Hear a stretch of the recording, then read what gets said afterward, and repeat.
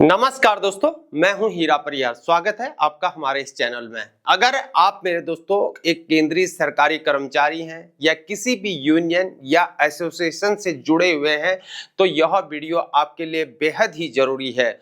आज हम बात करने वाले हैं 8वें केंद्रीय वेतन आयोग की उस अहम बैठक के बारे में जो दिल्ली में होने वाली है। 28 अप्रैल, 29 अप्रैल और 30 अप्रैल 2026 को होने वाली है।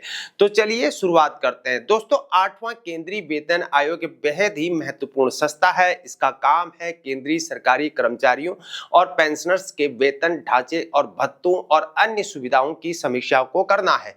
इस आयोग की सिफारिशें लाखों कर्मचारी जो होते हैं उनकी आर्थिक स्थिति को सीधे तौर पर यह प्रभावित करता है। और अब यहां पर आयोग ने अपनी सार्वजनिक सहभागिता की शुरुआत करके रख दी है, जिसमें यूनियंस और एसोसिएशंस सीधे अपनी बात को रख सकते हैं। अब यहां पर बात करते हैं तारीख की। आयोग ने दिल्ली में यहां पर 3 दिन की बैठक को निर्धारित किया है। 28 अप्रैल मंगलवार को, 29 अप्रैल बुधवार को और 30 अप्रैल यहां पर बृहस्पतिवार को 2026 को। यह बैठक है खासतौर पर उन यूनियंस और एसोसिएशंस के लिए है जो अपनी बात को सीधे आयोग के सामने रखना चाहते हैं। और यह यहां पर एक सुनहरा मौका है, इसे बिल्कुल भी ना चूकें। और अब सबसे जरूरी बात यहां पर कि इस बैठक में कैसे हिस्सा लें। पहला कदम है आयोग की आधिकारिक वेबसाइट पर जाना है, 8thcpc.gov.in पर जाना है और अपना मेमोरेंडम को जमा करना। दूसरा है यहां पर मेमोरेंडम जमा होने के बाद आपको एक यूनिक मेमोरेंडम आईडी मिलेगी, इसे संभाल कर रखना है। नंबर तीसरा यहां पर है कि उस मेमो आईडी के साथ अपॉइंटमेंट के लिए ईमेल करना है abhay.sahai@nic.in में। और सबसे जरूरी बात, यह सब 20 अप्रैल 2026 से पहला करना जरूरी था, लेकिन बैठक की जगह और सटीक समय की जानकारी बाद में दी जाएगी और 20 से आज 21 अप्रैल हो गया। दोस्तों, यह बैठक सिर्फ एक शुरुआत है। आयोग आने वाले समय में दिल्ली के अलावा अन्य राज्यों में भी बैठकें करेगा और इसका मकसद है देश के हर हिस्से के कर्मचारियों और उनके प्रतिनिधियों की बात को सुनना है। और इसलिए अगर इस बार अगर मौका यहाँ पर चूक गया तो निराश न होइए मेरे दोस्तों, आगे और भी अवसर आएंगे और आयोग की नई घोषणाओं पर नजर को बनाए रखना है। तो मेरे दोस्तों, यह था 8वें केंद्रीय वेतन आयोग की दिल्ली बैठक का पूरा विवरण।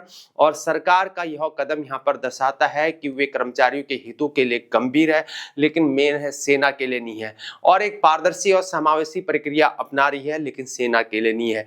अगर यह जानकारी आपके काम आई है तो मेरे वीडियो को लाइक करिए, चैनल को सब्सक्राइब करें और अपने साथियों के साथ प्लीज जरूर शेयर करें।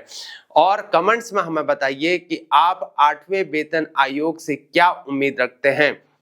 जैसा कि मैंने कहा कि सेना से नहीं है, तो सेना से क्यों नहीं है? क्योंकि सेना को कोई यहाँ पर रिप्रेजेंट कर ही नहीं रहा 8th CPC में, उनसे पूछा ही नहीं जाता है आपका मिलिट्री सर्विस पे अग्निवीर की समस्या क्या क्या है और जो जवान की तनख्वाह है उससे क्या है, पक्ष क्या है, अलाउंस क्या है और रिस्क अलाउंस का क्या मैटर है। ये सारे मैटर जो है उनको कोई यहाँ पर रिप्रेजेंट कौन कर रहा है? सिविलियन कर रहा है, ब्यूरोक्रेट्स कर रहे हैं। डिफेंस के अंदर कोई है ही नहीं, सेना को कोई पूछने वाला है नहीं। सेना का जवान केवल देश के लिए बलिदान होने के लिए है, लेकिन उसकी सैलरी, उनका मिलिट्री सर्विस पे अग्निवीर की सैलरी, ये सब कुछ जो है उनमें काउंट ही नहीं होता। उनको अनुशासन और डिसिप्लिन के नाम से वो बस क्या देश के नाम से उनको बलिदान होने के लिए छोड़ दिया जाता है।